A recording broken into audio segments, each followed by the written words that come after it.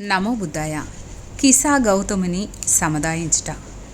కిసా గౌతమి శ్రావస్తికి చెందిన ఒక వ్యాపారిని పెళ్లాడింది. కొంతకాలానికి ఆమెకు కుమారుడు జన్మించాడు. ఆ బాలుడు నడక ప్రారంభించక పూర్వమే పాము కాటుకు చనిపోయాడు. ఆమె అంతకు పూర్వం చనిపోవడం చూడని కారణంగా తన కుమారుడు మరణించాడంటే నమ్మలేకపోయింది.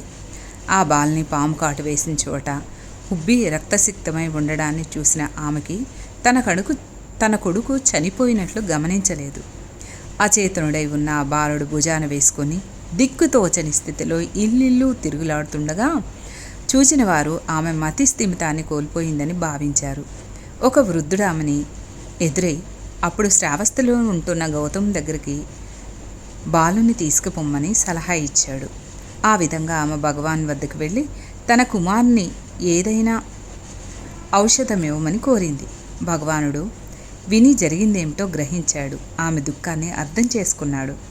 భగవానుడు ఆమెతో, నీవు పట్నంలోనికి వెళ్ళి ఎప్పుడూ ఎవ్వరూ చనిపోయిన ఇంటి నుండి కొన్ని నువ్వులు తెచ్చినట్లయితే వాటితో నీ బాల్ని బ్రతికించేదను అని తెలిపారు. ఇది చాలా సులువైన విషయమని భావించిన ఆమె బాలుని భుజాన వేసుకొని పట్నంలోనికి వెళ్ళింది. అయితే చావు చవి చూడనల్లంట ఏమీ ఆమెకు కనిపించలేదు. ప్రతి ఇంట ఎవరో ఒకరు చనిపోయి ఉన్నారు. ఆమె అలా తిరుగాడుతుండగా ఒక గృహస్థు బ్రతికి ఉన్నవారే కొద్దిమంది, చనిపోయిన వారే ఎక్కువ మంది ఉంటారు తల్లి అని అన్నాడు. ఆ విధంగా ఆమె ఒట్టి చేతులతో చనిపోయిన బాలునితో తిరిగి భగవాని కొరకు చేరుకుంది. అప్పుడు భగవానుడు ఆమెతో, చనిపోవడం అన్నది సాధారణమైన విషయమని, అంతకు చింతించే ప్రయోజనం లేదని సముదాయించారు. సర్వం అనిత్యం, ఇది ప్రకృతి ధర్మం అంటూ ఆమె తన బాలునికి అంత్యక్రియలు అనర్చింది. నమో బుద్ధాయ.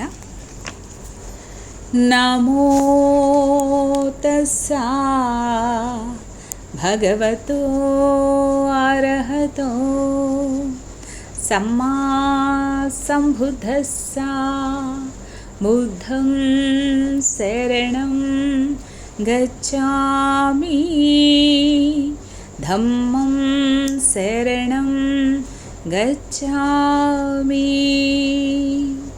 సంఘం శరణం గచ్ఛామి.